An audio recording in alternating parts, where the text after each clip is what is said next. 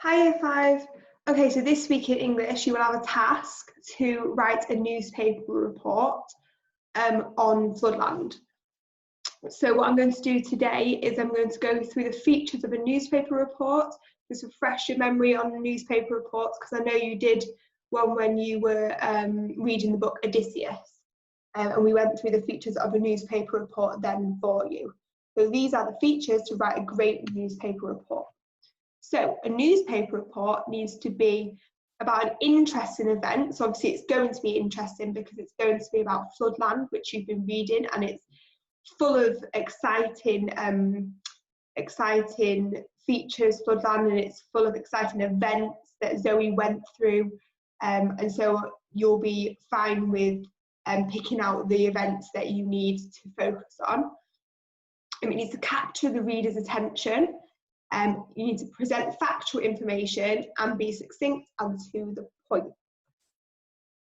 So this week you are going to write a newspaper report about Zoe being reunited with her parents and what happened along the way. We are going to recap what features to include in a newspaper report. Okay, so you're going to be doing this task at the end of the week. So you're going to be doing it on Thursday or Friday, if you're in school, but if you're at home, you might do it earlier, but it is a task for Thursday or Friday. So first comes first, your essential information. So it is important that newspaper reports have the most important information coming first. So this is called front-loading. When the reader reads a newspaper report, they should be given the essential information first so that they can decide if they wish to read more. So that's your introductory paragraph with the keywords that I'm going to go over with you in a minute, which you should remember from doing our newspaper report last time. So it should give you all the key information in the first paragraph so that you think, oh, I want to read this, or I don't want to read this, and you're left with something, a paragraph which will tell you everything about what you need to know about the newspaper report, but just not extra information, just give you the key information in that first paragraph. So the structure of a newspaper report. So you need the headline at the top, then the lead paragraph, then the body, and then the tail. We're going to go through what each of these paragraphs include now. So your headline. So for a good headline, you need to catch the reader's attention, so they want to read the rest of the report. Sum up the story in a few words. So remember, in your Odysseus newspaper report, you had a really catchy headline like "A Madman Odysseus" or "Odysseus attacks feasting hall," and it just draws the attention of the reader straight to that headline, so they want to read what is happening. Use powerful and interesting language. Write in the present tense, even if the report is about an event that has already happened, and include alliteration or wit at times. So, madman Odysseus. Okay, then your lead paragraph. So for the lead paragraph, you need to make the paragraph short and snappy.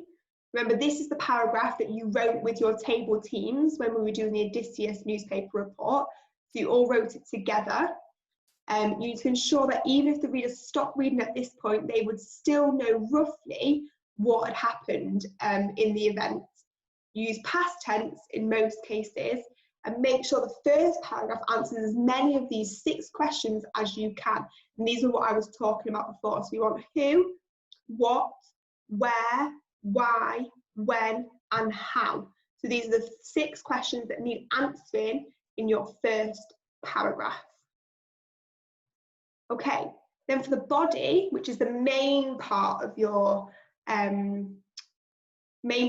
newspaper article, for a good body section, you need to add more information, so you can expand on those 6 questions to your lead paragraph. Include background information, evidence, facts. This is where you get your speech in, direct and indirect, and I'll go over that in a minute.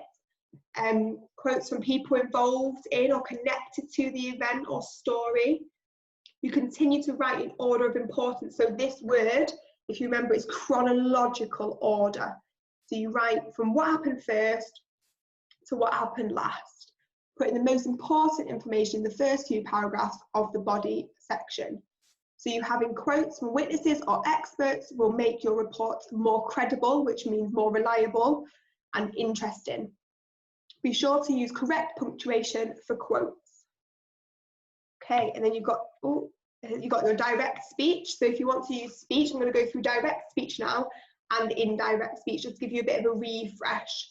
So using direct speech. So let's look carefully at the direct speech sentence. So what do you notice? So, I bid you farewell, Earthlings, shouted Iggy from his spaceship. And remember our direct speech burger, if you're in Indigo class, we had the direct speech burger on the wall. So you've got the exact words of the speakers are enclosed in inverted commas or speech marks. Then you've got the speech. The exact words of the speaker are quoted with no change to their content or order. So it's exactly what the person had said. And then you've got the correct punctuation is used before the inverted comma closes. And you close it with the inverted comma again. And then you've got your reported speech clause. So there is often a reporting clause to explain who said the speech at the end. And that is when you're using direct speech. And then this is indirect speech. So now let's take a look at the indirect speech. So from his spaceship, Iggy bid farewell to the Earthlings. So it's saying the same thing, but it's not the direct speech that the person had said. So in indirect speech, no inverted commas are used. You don't need them. The actual words of the speaker are often changed. So it doesn't have to be exactly what they have said. The spoken words need to be in the correct tense. Extra words may need to be added and pronouns may need to be changed. For example, I into Iggy. There are no reported clauses within indirect speech. However, an adverb or prepositional phrase to explain more about how, where, or when the speech was said can be added if needed. So Iggy bid farewell to the Earthlings. Okay, and then we've got the tail, which is kind of like the conclusion. You bring it all together. Your newspaper report will come all together and it's concluding what has happened. So for a good tail section, you give the reader the opportunity to gain additional information if they are particularly interested in the topic of the news report. You include links to previous news reports or useful websites. And you include a final quote from a witness or expert that helps to sum up the story or that could hint at what might happen next. You don't have to do that, but it does help. So this tail information can be useful, but it's not always needed. It tends to be the least important information in the report, but this is also the paragraph you need to kind of like tie up all those loose ends and kind of conclude what has happened in your report. Okay, so here's our example. I'm going to read the example for you, and I'm going to go through the different parts as we go through afterwards. So the example. So school children raise funds for a local charity. Francis Trackle, education reporter. A small group of Year 5 students from Arkwood Primary School have created a brilliant plan to raise money for a local charity that assists people in the community. Following a visit to the school from a charity representative, the students set out to create a way of raising much needed funds. The students presented the fundraising idea to school principal Mrs. Justine Knight, who saw great potential in the plan to sell produce from the school's vegetable garden to local restaurants, and in turn raise money for the local charity. She stated that the children have displayed a true sense of community in their fundraising plan. Following a meeting with teachers, it is hoped that the students can begin to implement the 4-phase plan. The school would support students wholly in the fundraising venture, Mrs. Knight added. The school plans to sell the garden produce to local restaurants, beginning in early September. For more information on this fundraising plan, visit the Arkwood Primary School website. Okay, so let's go through our report here. So we've got our headline, which is School Children Raise Funds for Local Charity. So that would grab your attention. I think, oh, that's really good of the school children. I want to read that report. I want to read what they're doing and how they're doing it. You've also got something called a byline, which we haven't mentioned yet, but your byline is just simple who wrote it and what they do. So for example, if you wrote your newspaper report, you could put Mrs. Dawson, Haybrook Primary School.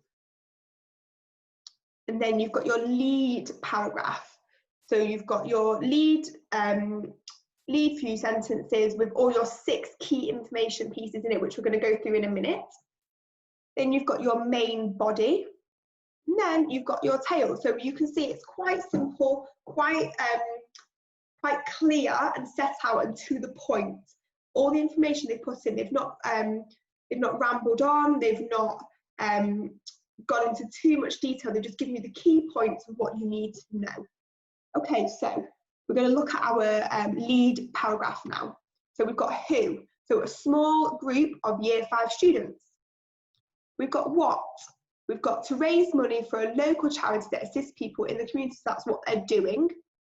We've got where, or at Arkwood Primary School. We've got when, they're going to set out to, so that means kind of like in the near future, they're going to start it off. We've got why, so they're following a visit to the, they're following up on a visit to the school from a charity representative, so they've liked what the charity have said, and that's why they want to raise money for it. And how, they're going to create a way of raising much needed funds, so they're going to think of a way of creating these much needed funds, but it doesn't tell us how yet, but they're going to expand on that in the main body of the newspaper article. Okay, oh sorry. So the students in our main body, you can see some reported vocabulary. So you've got she stated that, and there'll be some reporting vocabulary at the end of this paragraph, so you can see what sort of phrases you can use in your newspaper report. You've got more in detail information with a plan to sell produce from the school's vegetable garden to local restaurants. So that is what they're going to do. They've thought of their way of raising their money. And they've got direct speech. So she stated that. So your reporting clause can be at the beginning or at the end of your speech. So she stated that children have displayed a true sense of community in their fundraising plan. There's also, if you can find it yourselves, another piece of direct speech in this newspaper article, but I'll let you find that yourselves later.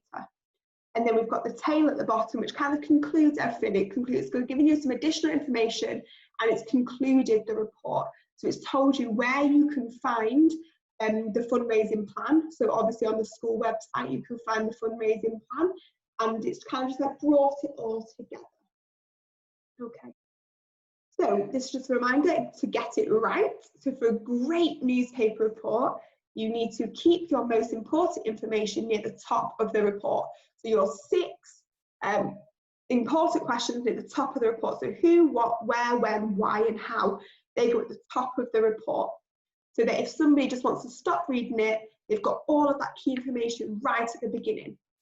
You need to cut out the less important sections from the bottom of the report if it ends up being too long. Keep your sentences short and punchy so that the report is interesting to your reader. Check your spelling and your facts and check them again. And then here are some useful reporting vocabulary phrases for you. So it is understood that, it is believed that, it is reported that, it is rumoured that, allegedly, she claimed, she stated, or he commented, he told us that, or you could say Mrs. Dawson claimed, Mrs. Dawson stated, Mrs. Peel commented, or Mrs. Ferroni told us that. Report suggests that, evidence suggests that, experts believe that, and witnesses report this incident. Okay, so these are all useful reporting vocabulary phrases that you can use throughout your report, and I think it would be great if we could see some of those in school or at home in your report, in your newspaper reports. Okay, so I hope that was useful for you, and I will see you in the maths video. Bye.